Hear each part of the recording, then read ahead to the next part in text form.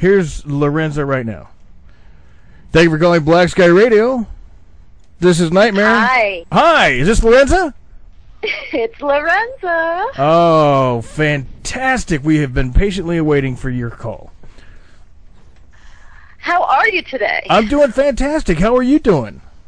I'm great. You know, we're getting ready to start our barbecue festivities, you know, Memorial Day. Oh, absolutely. And you know what? When I set this up with Gene, I didn't even think about it being a holiday weekend. Well, neither did I. Yeah, you should have just said, you know what, let's do this Tuesday, and I would have been all for that. But I'm glad that you have taken the time out of your holiday schedule as well as your busy schedule, because as we all know, you had your CD launch party on the 24th. Just a couple days ago. Yes, a week ago. And it was fantastic. Go ahead. Tell us all about it. Well, it was just so wonderful to finally get to meet so many of my Facebook friends and Twitter friends that, you know, I have a very active dialogue with everyone, you know, over the internet, but I have absolutely no idea who anybody, you know, what they look like or anything. So it was absolutely fantastic to get to meet everyone in person and get to talk to them. And now was meeting a lot of your fans like walking through Walmart? I mean, was it a little scary at sometimes? Because I know if I would have been there, you would have been like, "Oh my God, what's that coming at me?" No. Oh no. I tell you what, I love fans. You know, I'm a fan. So if I was to say a fan is scary, that means I'm scary, because I'm a fan of. Well, for one thing, I'm a fan of my fans, but I'm also I love musicians. You know, I love music. I love books. You know, so I'm absolutely you know, a fan too. Oh, so well, I thoroughly enjoyed meeting all my fans. I'm glad to hear that. Speaking of fans, joining me in the studio today is a good friend of mine, Sarah Manning. She's an ad agency girl, and she is one of your biggest fans right now after I introduced her to your music right here on Black Sky. So awesome to get to actually speak with you. I'm a total nerd about you, Lorenza. As soon as Nightmare told me I was going to have the chance to join today, I was like, "Are you kidding me? This is like meeting Santa Claus and the Easter Bunny all together." You've got just an amazing sound, and my question for you is how different is it to be the headliner with Soul Shifter and kind of coming out of the shadows of string arrangements and background vocals? What's it feel like? Well, you know, I think I've done this so long that it isn't a hard switch to make, actually. Cool. You know, because I've worked with so many high-profile people for so long that I'm used to talking to fans, industry people, you know, the backstage scene. Sure. I'm just used to it. Cool.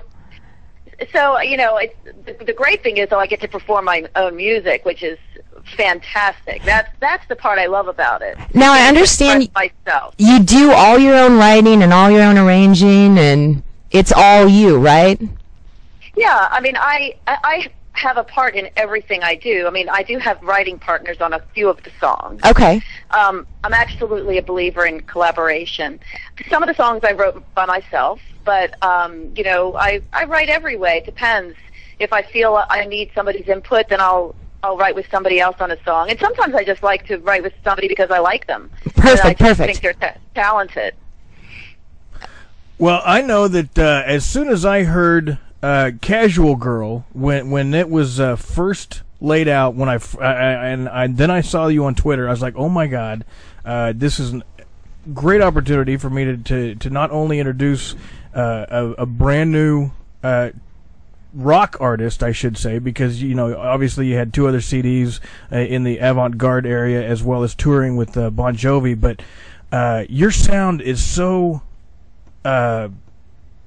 what's the word I'm looking for? I go authentic. There is such exactly a real person behind the music and the words. It's this.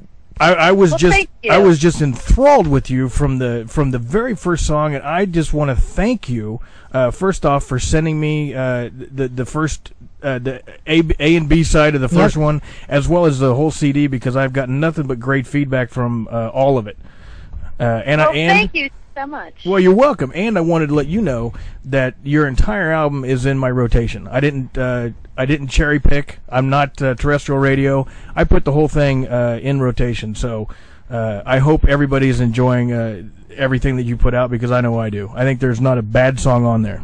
Yeah, I tend to agree. Thank you so much. And that my other question for you today, Lorenza, was where's your inspiration? Is it all personal stories? Do you run into something and then a couple years later go, now it's time to make this a song? Or how does that process work?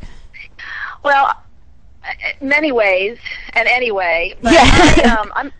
I'm an observer of people. You know, I love meeting people. I love to just observe my friends and our politicians and just Absolutely. people in general. So I write things down constantly. Okay. I have a little notepad I carry with me. Love it. And I write everything down. People will say something to me, and I'll jot it down. They might not even realize they said something brilliant, and I'll write it down. You know, I just love to observe people, and that's how I write. And I try to write a lot. You know, some of these songs.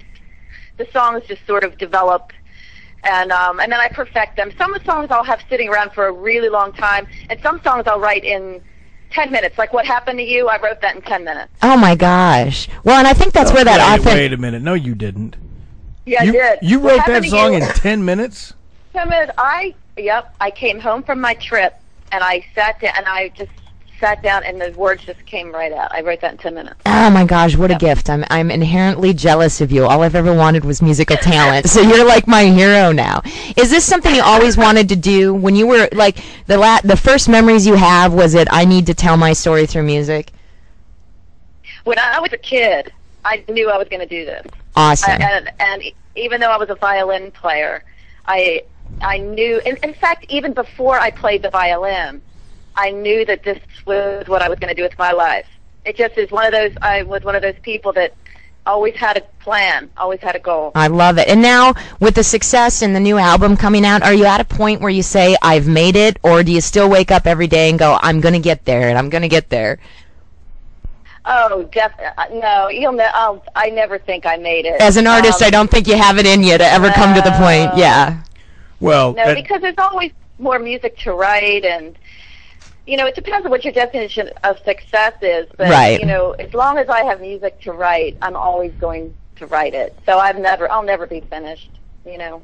But that's what makes it lucky for us. I'm glad to hear that. Well, absolutely. Especially in the with this the foray into the rock genre. I don't think anything that you've done so far it could be a better fit. I love the voice. I love the violin. Speaking of which, what other instruments do you actually play besides the violin? I play the piano. I play guitar. I play mandolin. I play a little ukulele, just total goofing around. And that's it. Just those. Oh, only those? Oh, yeah. Oh, well, wow. You're such a slacker. Phone it in, why don't you? Yeah, no kidding. Now, do you play those instruments on any of these songs other than your violin? No. You know what? I think that when you make the recording, you should bring in the professionals.